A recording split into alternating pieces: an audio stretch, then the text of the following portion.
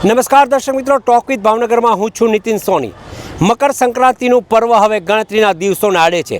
સૌથી મોટી વાત છે, ભલે પતંગ રસિકો ધાબા ઉપર જઈને પતંગ ચડાવે તે આવકારીએ છે, પરંતુ બીજી બાજુ પક્ષીઓની મહામૂલી જે જિંદગી છે આનાથી કહી શકાય કે પક્ષીઓ ઇજાગ્રસ્ત થતા હોય છે। એવા સમયે ભાવનગર ખાતે કહી શકાય કે પ્રેરણા ફાઉન્ડેશન દ્વારા આમ તો અગિયારી ખાતે એક અદ્યતન હોસ્પિટલ બનાવવામાં આવી છે, પરંતુ જે પ્રકારે ઉત્તરાયણનું પર્વ નજીક છે, પક્ષીઓ ઇજાગ્રસ્ત થયા છે।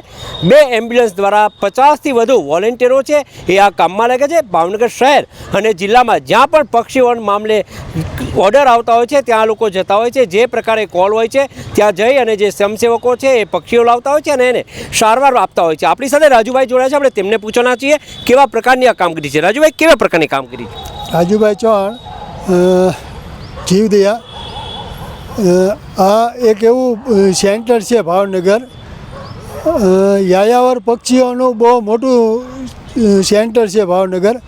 એટલે ઝાઝા ભાગે બધા સિટીમાં જોતાં ભાવનગરમાં યાયાવર પક્ષીઓ અને પતંગ પણ ભાવનગરમાં ખૂબ ચડતા હોય છે। એના કારણે ભાવનગરમાં પક્ષીઓ ખૂબ વધારે પ્રમાણમાં ઇન્જર્ડ થતા હોય છે। પ્રેરણા ફાઉન્ડેશન અગિયારી આ એક બહુ મોટું અભિયાન ચલાવે છે પક્ષીઓ બચાવવાનું। આજે 14 તારીખ નિમિત્તે પતંગો ચડતા હોય છે અને પક્ષીઓ ખૂબ મોટા પ્રમાણમાં ઘાયલ થતા હોય છે।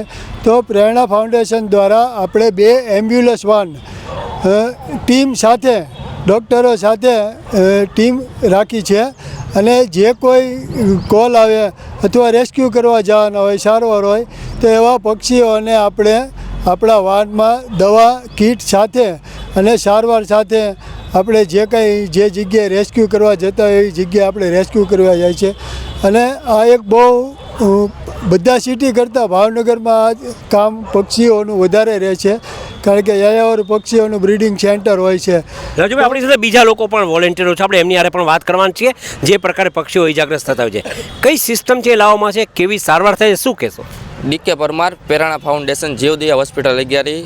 હાલ જે સરકારશ્રીએ કરુણા અભિયાન 2025 બહાર પાડ્યું છે, તેમાં અમારી જે વન વિભાગ સાથે અમારું સંકલન છે પ્રેરણા ફાઉન્ડેશનનું, કે જે આપણે એ રીતનું છે કે ભાવનગરમાં જે યાયાવર પક્ષી છે જે શિયાળાની સિઝનમાં જ તે આવે છે, તો એ ઓછા ઘાયલ થાય અને ઘાયલ થયા બાદ સારવાર એને સરખી મળે અને તે ઉડી શકે, એનું એક અમે મહા અભિયાન ચલાવી રહ્યા છીએ। જેમાં મારે 50 છોકરાની ટીમ છે, જ્યાંથી ફોન આવે ત્યાં અમે જાય છીએ। તેમાં ફાયર બ્રિગેડની જરૂર પડે અથવા પીજીવીસીએલની જરૂર પડે તો એમનો પણ અમને પૂરો સાથ સહકાર મળે છે। સરસ રીતે રેસ્ક્યુ થાય છે। રેસ્ક્યુ થયા બાદ અમે ગાડીમાં, તમે બધું જોઈ શકો છો કે ગાડીમાં ટોટલી સામાન છે ટ્રીટમેન્ટ કર્યા બાદ અમુક એવા પક્ષી હોય કે જે આજીવનભર ન ઉડે, કે એમની માટે અગિયારી ખાતે અમે એક સરસ મજાનું હોસ્પિટલ તૈયાર કર્યું છે, જ્યાં બધી જ સુવિધા મળેલ છે અને એ સુવિધામાં અમારા પક્ષીને ત્યાં 2 ટાઈમ ખાવાથી માંડીને ટોટલી ટ્રીટમેન્ટ થાય છે। અને દરેક લોકોને ખાસ નમ્ર અપીલ છે કે આ જે કરુણા અભિયાન છે સરકારશ્રીએ બહાર પાડેલ છે, તો વહેલી સવારે અને મોડી સાંજે આપણે પતંગ ન ચગાવવા જોઈએ, કારણ કે વહેલી સવારે છે ને જે પક્ષીઓના જે મમ્મી પપ્પા હોય છે કે જે એના નર માદા હોય છે એ એમના બચ્ચા માટે ખોરાક લેવા જાય છે, એ ખોરાક લઈને મોડી સાંજે આવે છે। જો એ સમયગાળામાં પતંગ ચગાવશું તો દોરીને લીધે પક્ષી કપાશે, તો એ પક્ષી તો મરશે પણ એની પાછળ જેનો પરિવાર છે એ પણ આખો મરી જશે। જેમ આપણો પરિવાર છે એમ પક્ષીનો પરિવાર છે। દરેક લોકોને નમ્ર અપીલ એ જ છે કે સવારે, વહેલી સવારે અને મોડી સાંજે કોઈએ પતંગ ન ચગાવવો જોઈએ અને ચાઇનીઝ કે માંજાનો ઉપયોગ ઓછો કરવો જોઈએ। અને આવી કોઈ જગ્યાએ જો ચાઇનીઝ દોરી વેચાતી હોય તો ભાવનગર વન વિભાગનો સંપર્ક કરે, જેથી કરીને આપણા પક્ષીઓ ઓછા ઘાયલ થાય અને પક્ષી બચી શકે। રાજુભાઈ, ખાસ કરીને પક્ષીઓ જે ઘાયલ થાય છે, કઈ પ્રકારે ઘાયલ થતા હોય છે? જે યાયાવર પક્ષીઓ હોય છે એ સાઇઝમાં બહુ મોટા હોય છે। પેન્ટાસ્ટોર છે, સ્પૂનબિલ છે, આઈબીસ છે, એ બધા મોટા પક્ષીઓ હોય છે।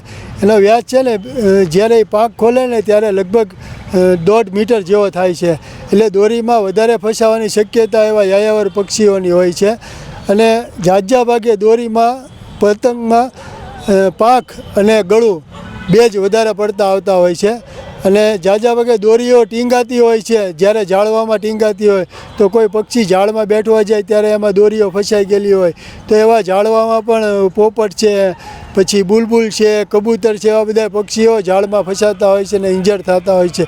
તારમાં પણ દોરીઓ ફસાયેલી હોય છે, એમાં તારમાંથી પતંગોમાં દોરીમાં ફસાતા હોય છે, એવા પક્ષીઓ વધારે ઇન્જર્ડ થાય છે। દર્શક મિત્રો, આપણે વાત કરી છે જે પ્રકારે પતંગ મહોત્સવ, ભલે લોકો પતંગો આનંદ ઉજવે, પરંતુ બીજી બાજુ જે પક્ષીઓ છે એટલા માટે સવારે પતંગ ન ઉડાવવાની જે સલાહ આપવામાં આવી રહી છે વોલેન્ટિયરો દ્વારા, એટલા માટે કે પક્ષીઓ જેમ આપણે પરિવાર છે એમ પક્ષીઓને પણ પોતાનો પરિવાર છે, એના મા બાપ છે એટલે કે પક્ષીઓ છે, નર માદાઓ છે, એ નાના બચ્ચાઓ માટે ખોરાક લેવા માટે જતા હોય છે અને એના કારણે જો અકસ્માતે તેમનું જ મોત થશે તો તેમના પરિવારનું શું, એક બહુ મોટો સવાલ છે. ત્યારે આપ સૌની જવાબદારી છે પક્ષીઓ બચે, પક્ષી બચાવનું જે અભિયાન છે એને આપણે સપોર્ટ કરીએ અને પ્રેરણા ફાઉન્ડેશન દ્વારા જે પ્રકારે પક્ષી ઘાયલ થયેલા પક્ષી માટે જે સારવાર અપાય છે તે આવકારદાયક છે. આપણે તેમાં પણ સહયોગી બનીએ.